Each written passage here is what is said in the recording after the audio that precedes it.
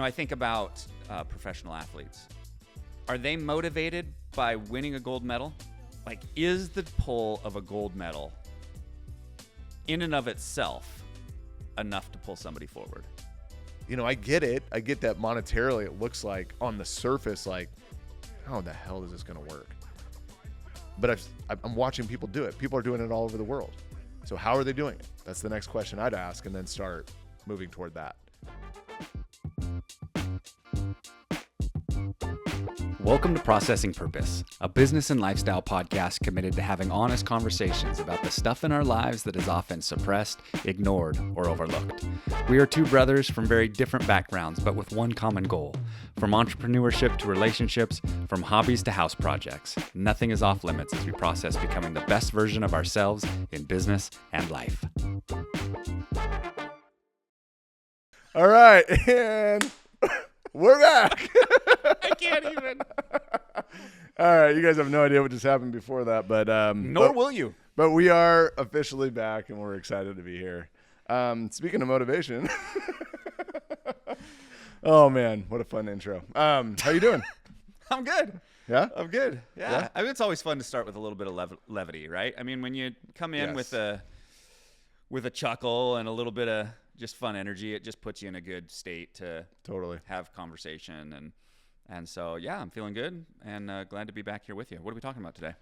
Well, first, I just want to mention that we're having a boat day today. We're going out on the boat, and I didn't come dressed and ready. He did. I did. He showed up. It's early in the morning, by the way. We're not even leaving for like 6 hours. And he's like, I'm ready. We're going. I'm ready. We got a podcast to do, man. Sunglasses, hat on backwards. Let's do this. I wish I was dressed like you. It seems so much more comfortable. All right.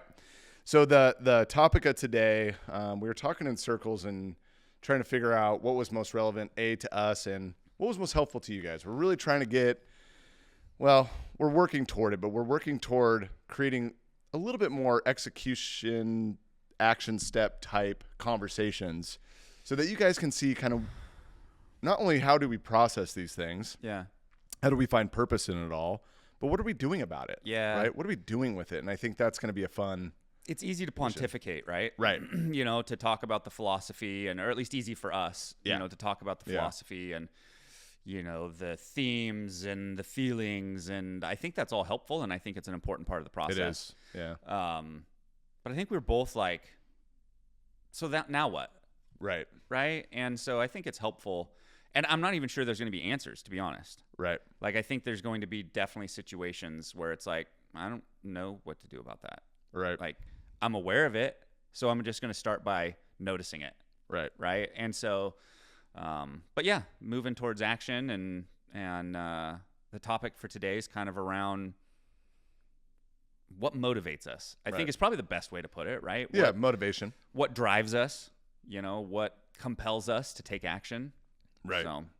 And so the reason we decided to go this direction was talked about the importance of, we've mentioned it a few times before, just briefly in other podcasts, but just the importance of learning how to, or recognizing when you're moving towards something versus moving away from it. Yeah. Right. That's what we're talking about motivation, right? Motivation in pursuing something else or pursuing something in general. Mm-hmm. And I'm going to give an example. This is an extreme one, but I did some volunteer work for a nonprofit called New Horizons downtown Seattle. Homeless youth would come down to the drop-in center. We'd have food, clothes. There was like 6 shower stalls. They can go and have private rooms and, take their time, get cleaned up and things like that. But the thing we were reminded often, and we would remind others that would come in to volunteer, is that you have to remember that a lot of those kids are not running to the streets, they're running away from something. Yeah. Right. And the reason I bring that story up is because, or that example is because it is not life-giving to move away from something. You end up in a space, and I often saw it in these kids, they almost went from a really dark place to a really fuzzy gray place, right? They didn't go towards something with more clarity and more definition and more purpose. They went towards something that was just uncertain and unreal, right? Surreal sometimes. Where am I? What is going on? Who are these people now in my life that are potentially abusing me now too? Those sorts of things. And so I really saw how that plays out in real time in people's lives when they're moving away from something instead of to something. Now, how you solve that, that's a bigger conversation. We don't have to get into that. But Sure. I think it's very relevant and similar to our lives, right? And how we can also find ourselves in that fuzzy, gray, hazy space of like, I don't know. What is this? Like, I'm not dead yet, but I'm not necessarily alive either. I'm not living. Yeah. I just feel like and I always use this example, and I don't feel this way right now, which feels really good, but I've been here many a times before, and I think it's normal to get here as an entrepreneur. But I always see it like as a conveyor belt. Have you ever been on those walking deals in the airports? Yeah, the bigger airports where you just kind of humming along. Well, you're not supposed to stand on those and ride them. I do. You're supposed to walk on them. But nevertheless, if you do stand on them and you feel like life is just passing you by kind of a thing, and you're just standing there and you're like, what is even happening? That's kind of what I feel like in life sometimes, when I hit that gray space of like, I see life happening around me, but I don't really know what my Detached from it, kind of? Yeah. Or like unconscious of it? Yeah. And I would say, yes, that's probably the best way to say it. I was going to say subconscious, but no, unconscious. Unconscious awareness. Just like I'm aware of myself, but I don't really know what else is going on or how to make sense of it all. Right now things feel more clear to me, but I think what motivates us is ultimately what gets us through that. Yeah. And sometimes that could be negative motivation. Sometimes it could be positive, but kind of where are you at right now? Cause this was brought up by you. So I had a conversation with a buddy of mine this last week. Shout out to Rob. Thanks for always giving your time. We check in once a month and just, how are each other doing? And somehow we got on the topic of moving towards sensation or moving away from sensation is the way he phrased it. And the way I think about that is are we being pulled? Are we being motivated? Are we moving towards a dream, a goal, an accomplishment? Or are we running from a fear, a pain, a depression, a hope it doesn't happen? What is the magneticism, if that's a right use of it? Sounded good. Of like, are you being pushed or are you getting drawn? And I have spent, as I've kind of stewed on this for the last few days, I've spent a lot of my life being motivated by pain. Being motivated by what I don't want. And I think that it, in some ways, taints my lens. What don't you want? So for years, I would say I don't want to be mediocre. Okay. I don't want to be average. Like, my greatest fear was being average. Well, it's very relative. Right. And how do you measure average? And right. Everyone's average is something. Yeah. I mean, it's kind of silly to say it. Yeah. But that was the articulation of where I spent, probably 20 years. Can I take it one step further? Yeah. Are you afraid of being average or being perceived as average? Being perceived as mediocre. Yeah. Yeah. Mm-hmm. So whether or not you're not actually living average, up to my potential. Yeah. Yeah. It's more or less, I just don't want people thinking on that way. Yeah. Yeah. Yeah. And the irony in it is I'm surrounded by people that reinforce that that's not me, even kind of. And yet there's almost this disbelief, this positioning of holding on to that is like, well, yeah, but that's what drives me. Right. And I think it's put me in a place where I don't really know what I want in life. I just can tell you what I don't want. Is fear contrary to freedom? Is fear contrary to freedom? I don't know. I'd have to stew on that. I'm not sure that those are... Meaning can it create like a self-made prison, so to speak, right? Fear can, absolutely. Like are you not... Does it create this gray cloudiness because we feel stuck and in fear of something that we're not, right? Mm-hmm. I don't know. Yeah.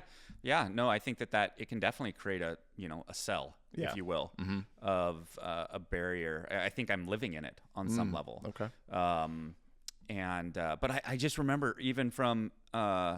an early age, and I'm not sure this was a parent thing necessarily, But I do think it was an environment thing. And because I remember hearing people talk about it, whether that is in public speaking environments, from stages, from education systems I was involved in, but like that pain is way more motivating than pleasure. Yeah. And so I would always focus on, all right, I want to be the most motivated, if you will. So let's focus on the pain. Let's focus on what I don't want. Well, I don't want to have to put in 100-hour weeks. I don't want to have to be the slave to somebody else's dream. I don't, and I could articulate what I don't want. The downside is you don't spend enough time. You don't build the muscle. Sorry, something in my mouth. Gosh. Hey, we usually do a full verbal exercise before we get going. We didn't do it this morning. Yeah, so that was awkward. But I can't really articulate like what am I wanting? What am I really, outside of like maybe some general themes? And it's created it kind of harkens back to a previous episode where we're talking about navigating through the fog. I think as I've stewed upon that episode, re-listened to it, had these conversations, like I'm kind of driving down as we think about like the practicality of it. Sometimes there's not something that you can do about it. You just need to be aware of it and then like allow it to kind of work through and process. I think there's something in there for me of like changing the frame that I see life. So yeah, that's kind of what got me to this point. Is it bumping up like a sense of urgency almost? Right? Meaning like there's this pressure to like, let's figure this out because like. Well, yeah, mainly if I'm being honest, because I'm not getting any younger. Right. I think that's what I mean. I think that's a lot of this. I mean, I turned 44 this year. And don't get me wrong, I got a lot of good years in front of me. Right. But I'm also in the stage of life where I want to now leverage all the knowledge, all the experience, like, right. and make an impact. Right. Like I want my 40s to be like, and that's where it all changed. Right. Because I think that I've gained enough knowledge and experience to like do some of those things. But I also need to be super clear on why. Like what's the pull? What am I driving at? What am I trying to accomplish instead of just trying to outrun the monster? Right. Why do you think the fear of other people's perspectives of us drive us? Meaning, like, I'm going to give an example, and I shared this with Luke the other day because he was working through some of this stuff, and we all get to a place where we feel less than. We just do. We get to a place where we feel less than. And the day prior, my coworker shared with me that her friend doesn't know your family at all. And your family had come up in conversation, and her remark back to my coworker was, "Man, what a successful family!" Yeah, right. And I lean on that because I'm like goosebumps. Like for some reason, for me, that it means I don't know. It should mean something. Yeah. That's a wonderful thing to say about anybody, and it's a wonderful thing to receive from somebody else. It's a real gift, and I wanted to share that with you. I think it's really important to hear those things because we never do. We never get to hear them. And nor should we, constantly delight in it. But but once in a while to hear that and go, okay, there's a baseline here. We're doing okay. We're doing all right. And I guess I say all that to say, why do we do this? Why do we create these perspectives for other people when we don't even know what their perspective is to begin with? You know what I'm saying? I do. We care, regardless of what we say, we care a lot about how people perceive us. Oh, yeah. And I'm sure that there's people that don't care. I don't know if that's a higher level of living or if that's, what that is. Right. I haven't reached it, if it is. Right. But I don't know. I don't know why. It's almost like this. It's not helpful. I don't think it's helpful. It's almost like we're just torturing ourselves on some level. It's kind of sick. I think in a way it can be a motivating factor. I've shared this with people before that, sometimes caring what people think can actually make you better, right? Regardless of whatever perspective you put on that. Now, if it turns into a negative down spiral thought, well, okay, we got to change that. But there's been times where I've thought, I really want this person to have a good perception of me because of this, for whatever reason, right? Want them to be impressed with something for whatever reason. And sometimes it matters, right? And I give the example that I give often is listing appointments. Like, I need to be impressive. I need to show up, and I need to do my absolute best and be the best I can be all the time. Otherwise, I don't get the work. I don't get the job. Right. And so I do need to care what my client thinks. Yeah. I do need to go in there with that expectation. So there are circumstances where it does make sense to actually help it motivate you. But you're right in that if it's consuming how you operate, not good. I mean, that's really, really damaging. And I always laugh because we always, we get ready for parties, dinner parties, Halloween parties, whatever. We look in the mirror for 45 minutes about this tiny little dot on our face. Are they going to see that? Are they going to notice that? Sure. No one notices it because all they're thinking about is the same thing about themselves. Is anybody going to notice me? Just funny what we're motivated by. It's funny what it. So how do you make that shift? Like we were talking about action steps earlier, talking about the practicality. So an example of this for me is, ironically, based on what you just said, I don't always see myself as successful. And I've got people around me, whether that's my mastermind group or you or people I don't even know, that are like, no, actually, you're incredibly so. And it's like, but it doesn't land. It's like, it's almost like, well, you don't really know. I don't know. Why do we reject or maybe, and I don't even know if it's a we. Why am I rejecting the input from so many people that I love and trust and do perceive as successful? They're turning that lens back on me. Why can't I just step into that and just go, okay, I am? One is, I think, I'm going to ask, do you feel like it can create complacency in you?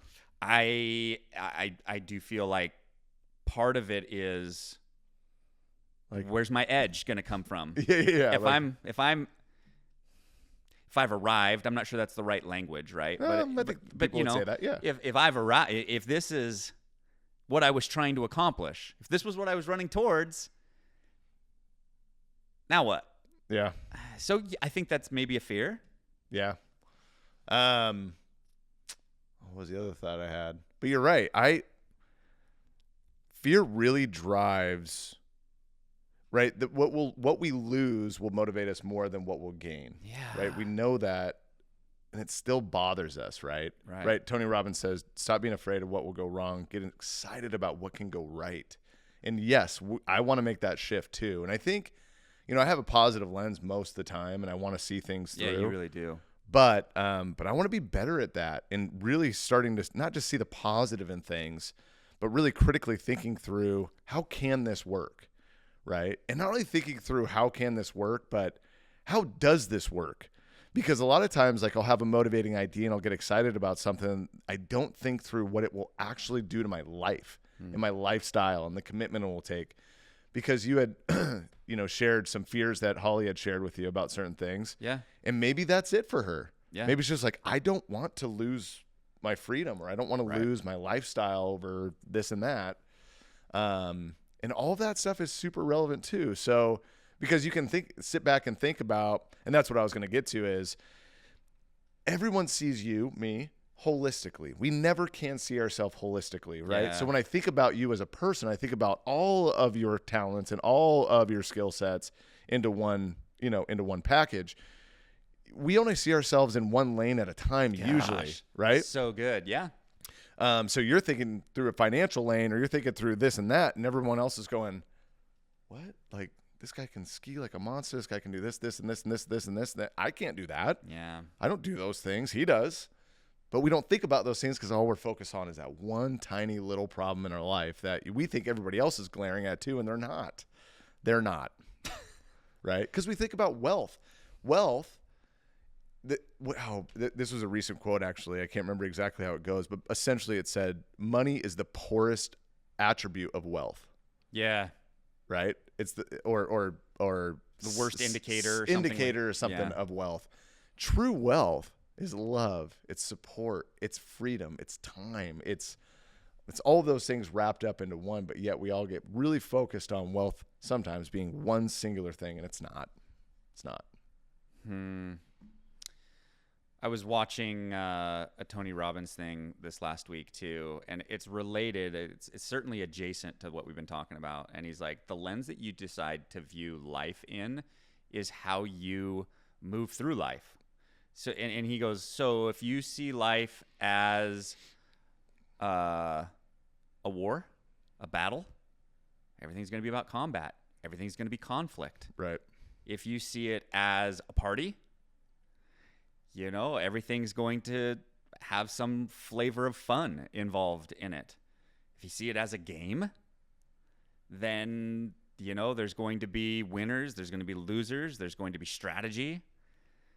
And while it's not the same, like, I feel like it's connected. Yeah. Like, the lens in which we choose to view things is connected to this whole, what's pulling us, what are we running away from? Totally. And I don't like not knowing what I want. And that's an odd place to be.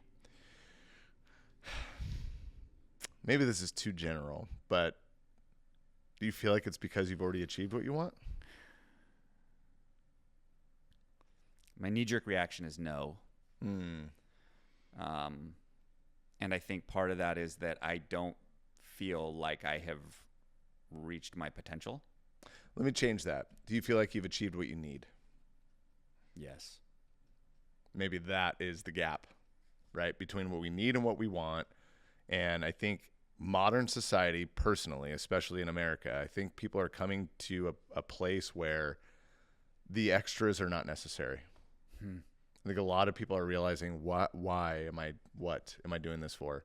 And I'm reminded when we were up at Priest Lake, I went next door over to Debbie and Kevin's neighbor. He was letting us borrow some. Oh, remember you were with us? I think we were borrowing those little leapfrog pads or whatever, those little splash pads out in the water. And I remember he's like in his 80s. Yeah. And I remember walking. I was like, man, look at all this stuff you have. And he goes, stuff, more like crap. And I was like, oh, what do you mean? And he goes, son, the first half of your life, you think you're gathering all this great stuff. And then in the second half of your life, you realize it's just all a bunch of crap you got to deal with.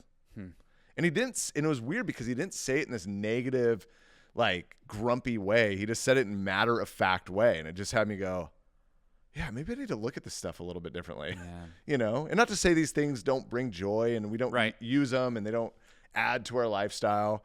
But yeah, I think we acquire our first half of our life and then we get a little bit confused at the midpoint.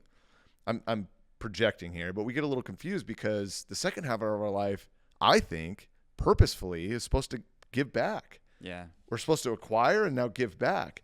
And then when you're sitting in a lane where you're like, I have everything I need. Now I feel like I should be giving back, but I don't know if I've achieved what I actually want in life.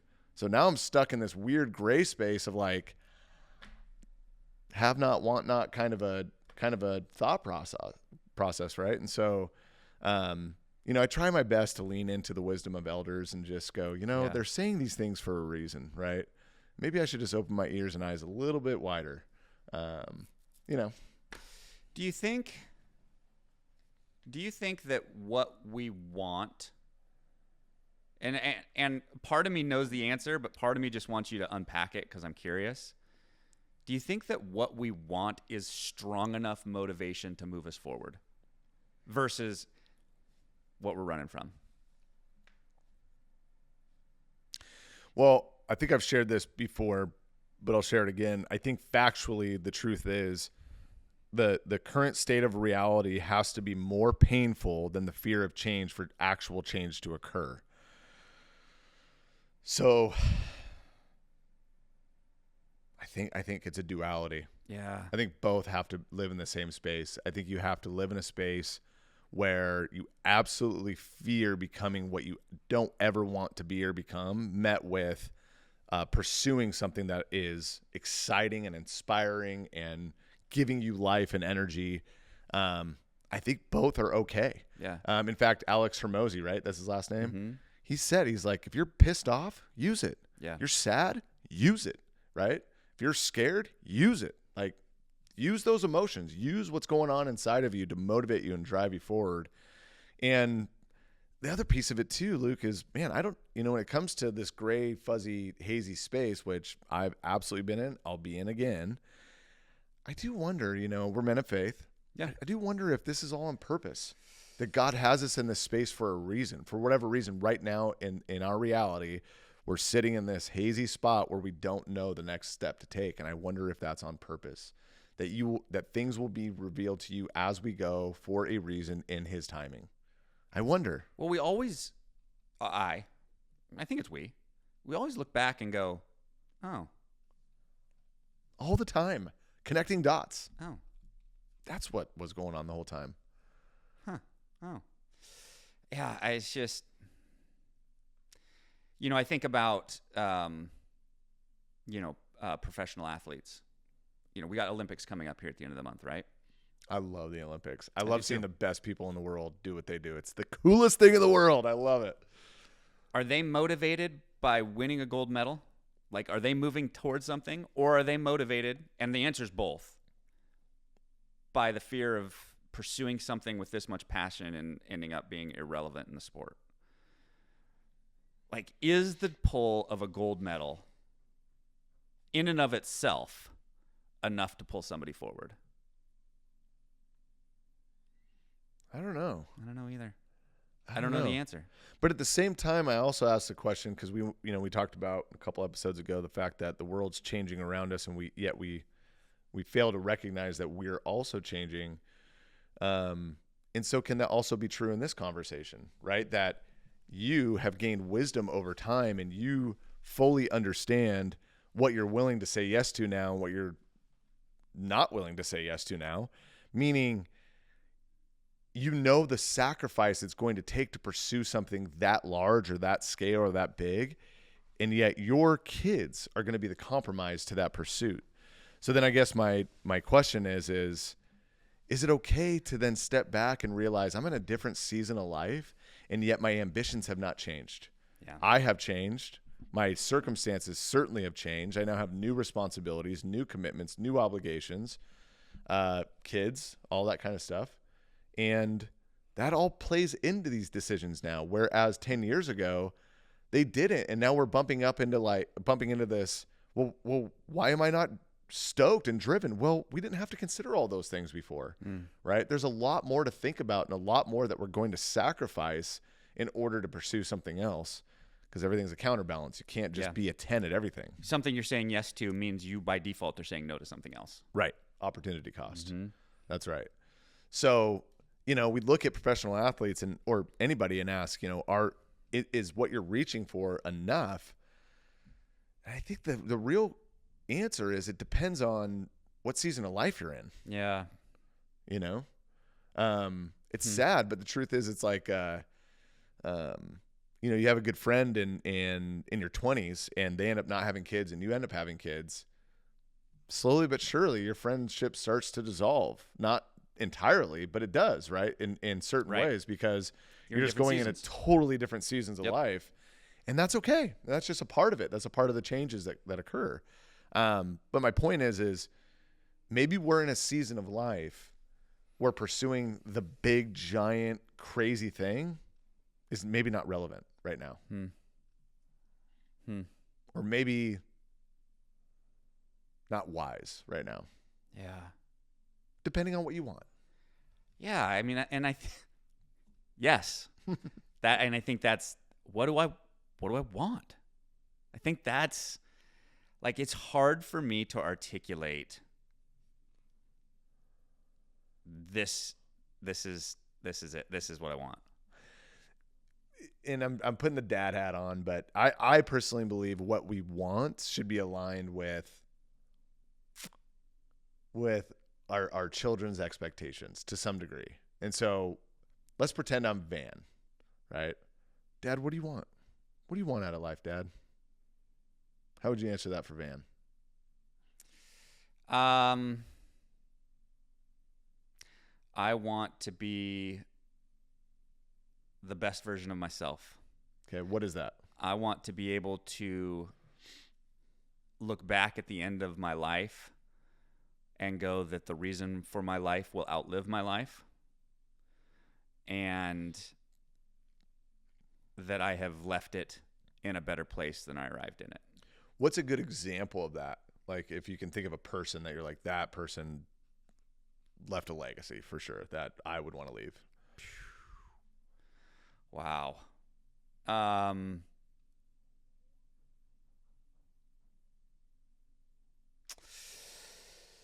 Gosh.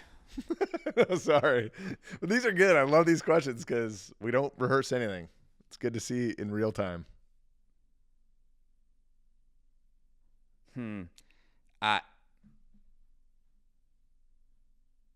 My dad. Hope you heard that, Ken. I mean, it's pretty awesome. He's accomplished great things. He's helped gobba people. He's raised a good family. Yep. Those kids are all doing something, pursuing with intention.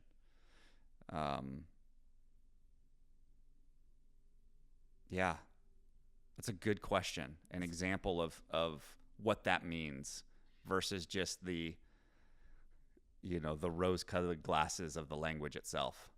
It's a faded line. Yeah. Right? Because then you're always chasing this persona of something that there's no definition almost to. Undefinable. Yeah. And at least, somebody said never meet your heroes because then you'll realize they're human, Yeah. Yeah. And so you got to be careful there to dig too deep. But I think having something modeling, right, or someone modeling what that actually looks and feels like, for whatever reason, the name, and I don't want to project this on you, but the one person that I still can't get in my head is John Maxwell. Like that's for me in terms of leadership and guiding people down a path that really implements incredible change in people's lives. Like that's the kind of, like, for me, that's what really stands out. And that's the type of leader you are. Yeah. Right. What's interesting about I'll just say those types of people, the people that we see, one lane of them. Right. Right. We see them on a stage, in a book, behind a microphone. That's how we see them. Right. And I wonder, coming back to what you said of like, if you saw the whole, right, would you still feel the same way? No, I don't think so. Yeah. I don't think so. But in other ways, kind of refreshing, right? In other ways, when you learn people are human, maybe not your heroes because you really want to keep them up on a pedestal to motivate you, but it's refreshing to realize we're not absolved from the same issues. We're all going through it together, Yeah. And to be fair with John Maxwell, I mean, my family knows him. Yeah, you've met him. We've gotten to, sit down around a dinner table and talk, and my dad sees him 2-3 times a year, and yep. So we've had some exposure. A great man and a great individual. Right. So, I'm not implying anything there, but just holistically. Yeah. When we have one lens that we see somebody through, yep. It's tough to make a big judgment on that's how I would want it to be. Do you find yourself, for you, running towards the creation of what you're doing with Alpine Group, or running away from something? Now the former, before the latter, right? Meaning, remember when I was a Keller Williams team? Yeah. I mean, we went through that together, kind of a dark season for me. That I wanted to eject from, right? Yeah. That was, I mean, the multiple conversations around, dude, I just got to get out of this situation. I don't know how to, don't know what I want to do from here. Barbecue became a thing, still is a thing, but, and I still want it to become a thing, but nevertheless, it made me realize that it's just the model was wrong. And so I was very much detaching from that completely, did not want anything to do with it, and very much in that gray space of I'm trying to figure out how to make this make sense, right? But even, barbecue I love to do, but the margins suck. You're not going to make very much money doing it. And so does that make sense for your family and the sacrifice you're going to have to make time-wise to be able to get this thing up and running? Yeah. So I don't know if I really answered your question, but Yeah, no, I think I think that's fair. Yeah, I just know I've spent a lot of my life running from things I don't want.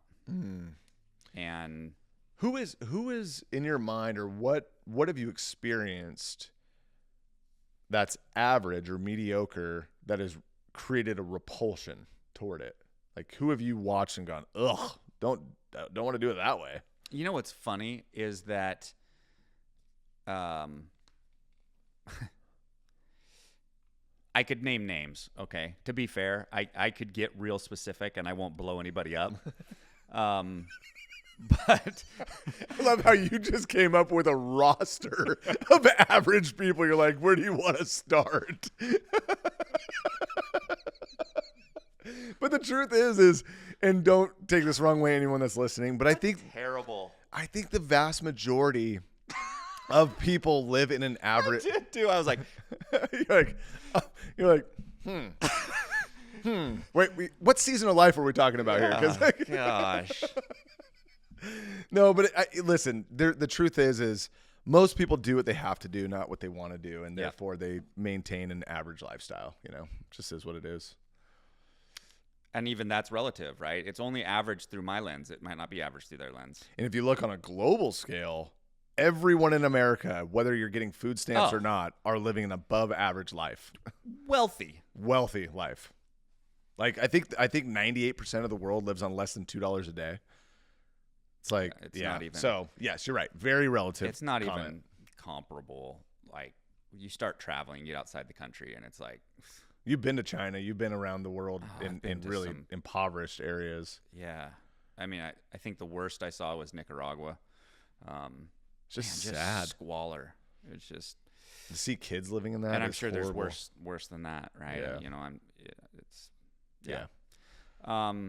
But I think it's just punching a clock and biding my time. Like that's what I'm moving away from. Like not having an impact. And when I see people that aren't taking ground, they're just staying in the space in which they occupy currently and not trying to expand that space. And that doesn't necessarily have to be professionally. That can be hobbies. That can be family. That can be, an athletic pursuit of their own. Like, are you trying to grow? And I think when I see that people have decided to stop growing, that's for me a real indicator of like, you peaked, bro. Yeah. Like this is as good as it gets for you. Yeah. And I don't want to be living, even though like you said, I have everything that I need and I live an incredible life. I don't want to be living as this is as good as it gets. And even if it does, probably should be okay with it. It's pretty effing good. Pretty awesome. To your point, environment's everything in terms of that type of mindset. And we had dinner with Chad and Katie, our good friends. Yeah. And Chad, I'm throwing you out there, man, if you're listening. But what I said today. Yeah, totally. And so what I said to him and them during dinner, at the end of dinner, I don't know why I had this moment. I almost kind of got emotional. I was like, I'm just really grateful for you guys. I'm really grateful for our friendship. I'm grateful for all of our friends here. I feel like we got an incredible group of friends that are all pursuing a better life for our families, for ourselves, all with big visions, big ideas, growth mindset. That's really special and unique. Like everyone, think about all of our guy friends. I can't think of like are all entrepreneurs or climbing incredible corporate ladders. Like there's nobody in our world that is just sitting on the sidelines going like, I don't know, whatever. Yep. Nobody. Yep. I mean, it part of it's intentional. Yes. Right? Who you saying yes to, who you saying no to. We've talked about association. Part of it's environment. Like you can't live in this area mainly because of cost of living and not be taking ground. Yeah, very true.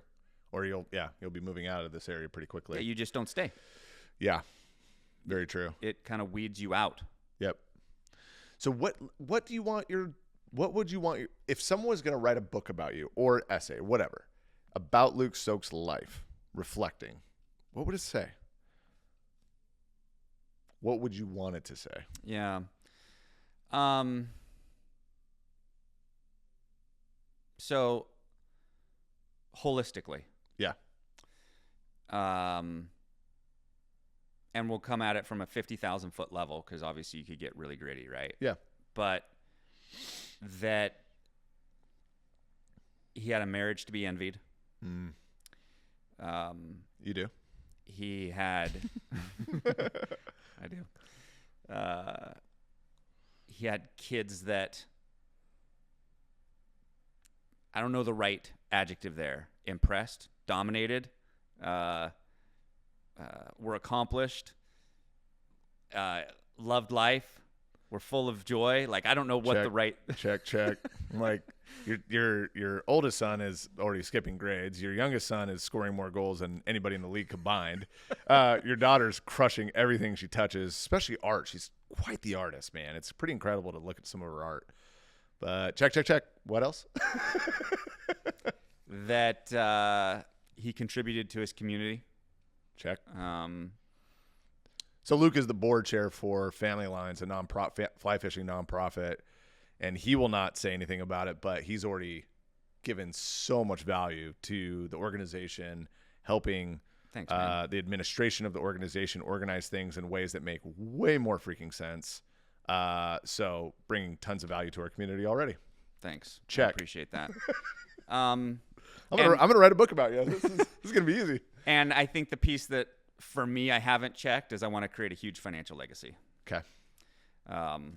Whether that's through, and I'm not sure I care how, to be fair. That might be a factor in this conversation. And we can unpack that. I'm not sure I've said that out loud before. Yeah, I don't know if you have. But I don't care if I win the lottery or build it myself. I think ideally I'd rather build it myself. Just ego, maybe. I love making the statement. It's in a song. I'd rather be working for a paycheck than wait in to win the lottery. Yeah. I certainly wouldn't wait for that. Yeah. But I want to build a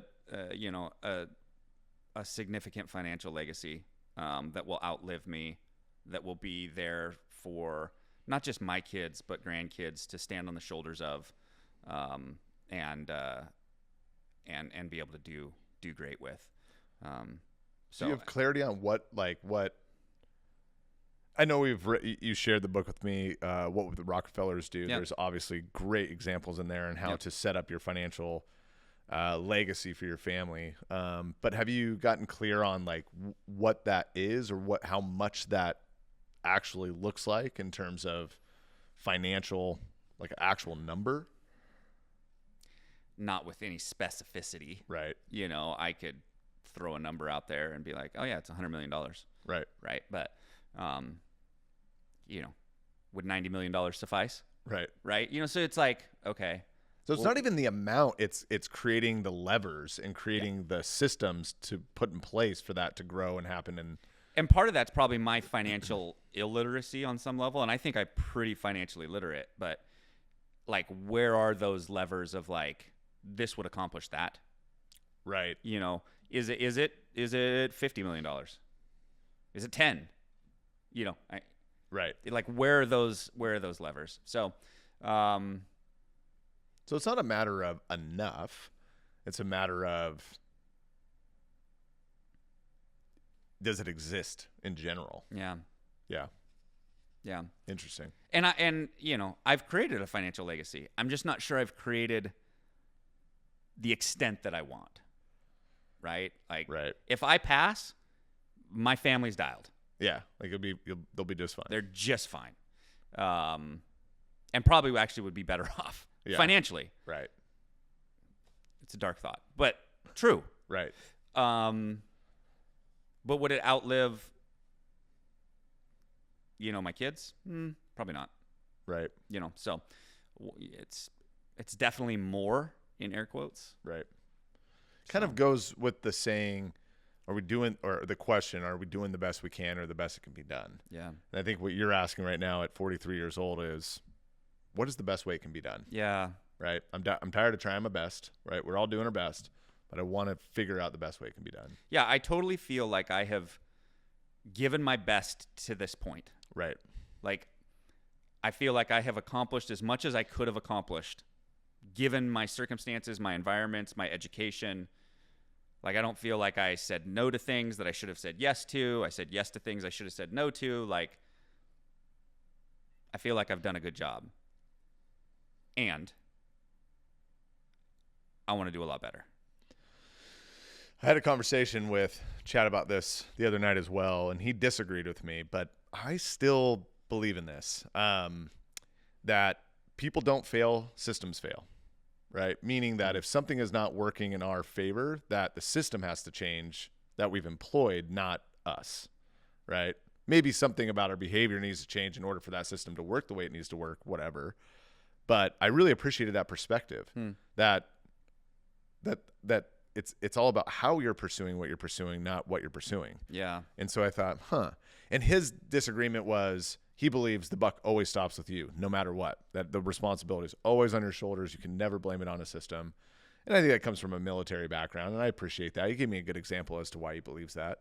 But I also think that both are right, maybe. Yeah. Right? That, yeah, okay, it does stop with you, but is there an opportunity to step back and go, is there just a way to do this differently that might totally change how all this goes? Yeah. In modeling, right, I talked about business model. It's proof, right? I changed my model and everything's going very differently. I'm still met with a lot of the same challenges in terms of conflict, maybe some complications along the way, and or personality conflicts, attitudes, whatever else that comes with business in general. That's all going to be a part of it.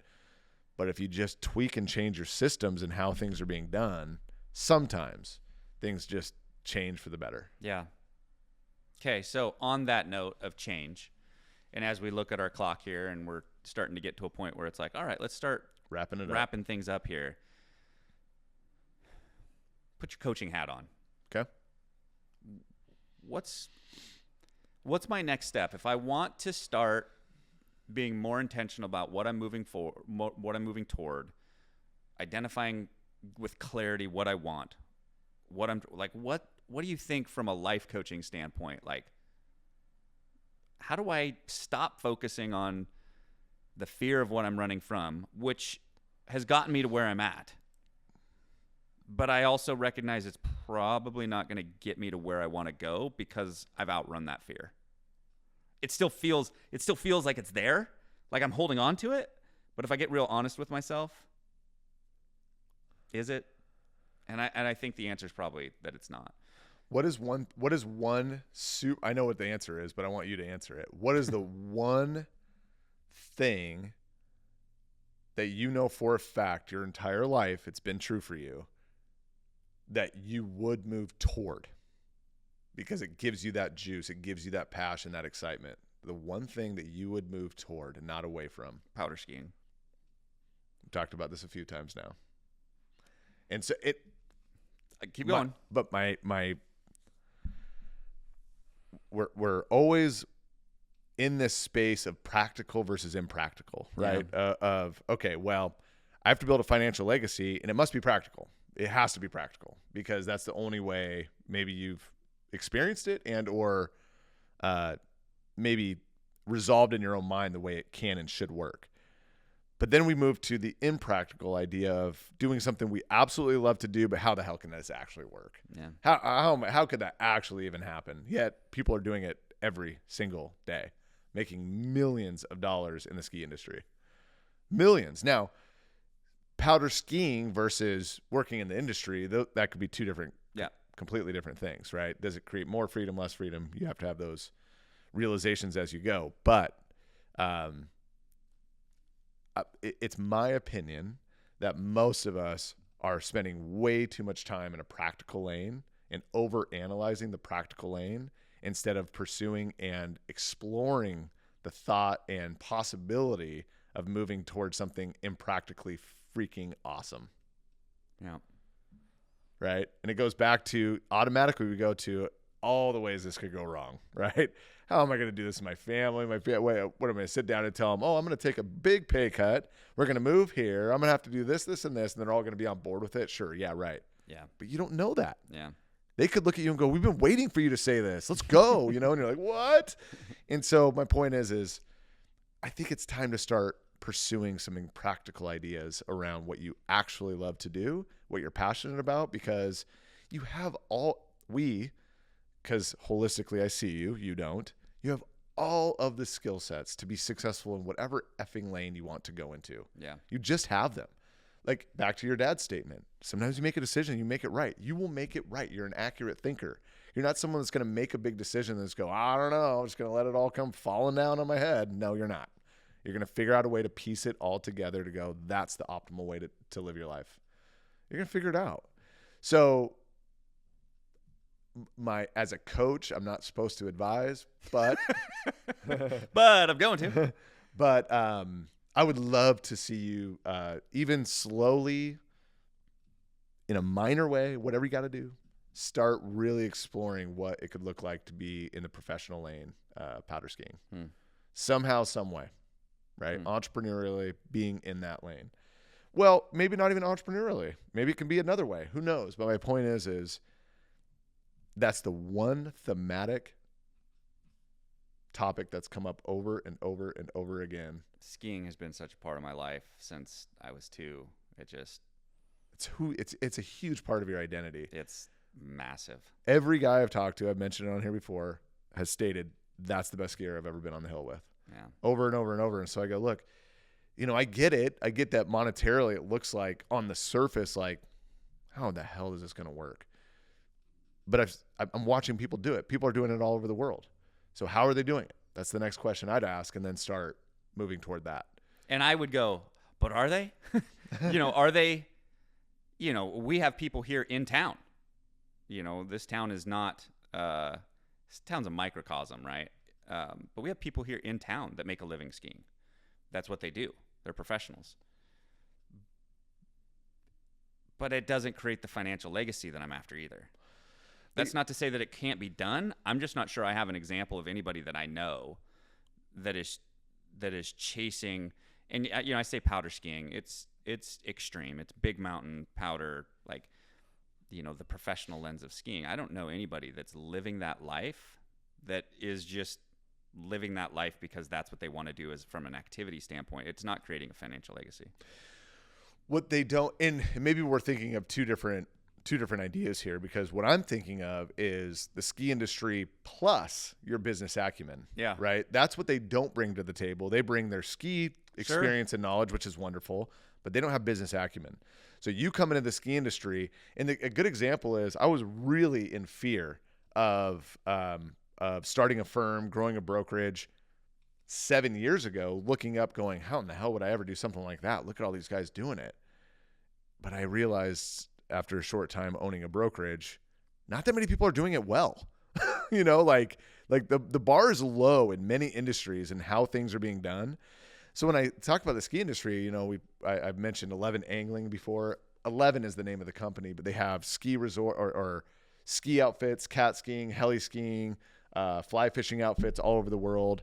But my point is that doesn't need to be the example, but that is an example of being in the industry and still having a business acumen that can run a giant organization that is building a financial legacy over time. Not only that, but now you have places to adventure, places for your kids to adventure, legacy, and experience along with financial capacity. Well, and it dovetails too with the real estate that I've been wanting to chase also. And I'm a hype guy, so you could have me on the videos. You could have me Sold. But point there is we even look at 11 or other outfits like that and go, well, multi-million-dollar operation. How am I supposed to get that up and running? Well, he did it. Yeah. Somehow he figured it out. One property at a time. Yep. He pulled investors together. He got people excited. He had a vision. He spelled it all out for him. And now he lands his helicopter wherever the hell he wants and fishes and skis his brains out every day of his life. Gosh, he's my hero. Yeah. But what I'm saying is like, you're also at a point too where you could lean in, right? And you can go, Van, you're going to shoulder to shoulder with me through this whole thing. I'm going to show you what it looks like to start this thing from the ground up. We're going to do adventures together. We're going to travel the world together. Are you in? And he's going to go, hell yeah, Dad, I'm in. Yeah. And now you're building a legacy. I'm getting goosebumps. And now you're building a legacy with your son that's going to be taking over this entire operation. So you better believe that's going to outlive you and everything you've done. Yep. And so, again, it doesn't need to be all that, but I think there's ways to look at this differently instead of just being a powder skier making, little income to get your family, by. So I'm always going to, as a coach, I will always continue to pull people toward what they truly love to do and what their identity is wrapped up in, because you're going to put everything you have into that. Otherwise, you're just always going to be in this gray space of like, do I want to do this? Yeah. Like, this was a good idea, but I don't care. Like, I've had those moments so many times where how many ideas come out of my brain, but then I talk about it for a week and then I'm like, yeah, I don't care about that. Like, it was cool for a minute, but it's dumb. Whatever. And there's nothing wrong with that. And that's okay. That's processing purpose. That's what we're doing. So, well, I appreciate that mirror, and there's truth in there. Yeah. I don't know what it looks like. Right. But I mean, I would say 10 months of my year is around planning for, experiencing, or remembering some sort of skiing activity. Well, yeah, that's a pretty clear indication. And then the point I was trying to make with the bar is low is even when I was in Patagonia with 11, oh man, I don't want to, well, I'm not going to expose anybody nobody listening to that. We have like 10 people listening, but anyway. Tell your friends. But they were pulling me aside. I made great, relationships with some of the people working there. They pulled me aside and were complaining about a lot of things, the way things were being done. Sure. And then it made me realize, perceptively, I'm looking at these, tourism videos about 11 and how they do things. I'm like, this is the coolest thing ever. And even then, there's still things in the background that are not going as well as we think they are. So there's always room to improve those things. Like, just because someone owns a big operation doesn't mean it's operating well. Yeah. It could be operating terribly. And you can come in and go, what are you doing? Change this, and this, and everything gets better, And that's your skill set. And I saw it happen in the video you sent over to John. That's your skill set, is coming in and optimizing things. Like, how to optimize everything. Anyway, well, food for thought. Thanks, man. Yep. $11.97 a month for sessions. And on that, we're out. I had to do it. All right, for real, we're out. Later, guys. Thank you for tuning in to Processing Purpose. We hope you grabbed a few gold nuggets to take one step forward in your journey of life and business. Please remember to like and subscribe our channel if you'd like to get more content to help you build and grow everything around you. Make today your best day. Today is day one.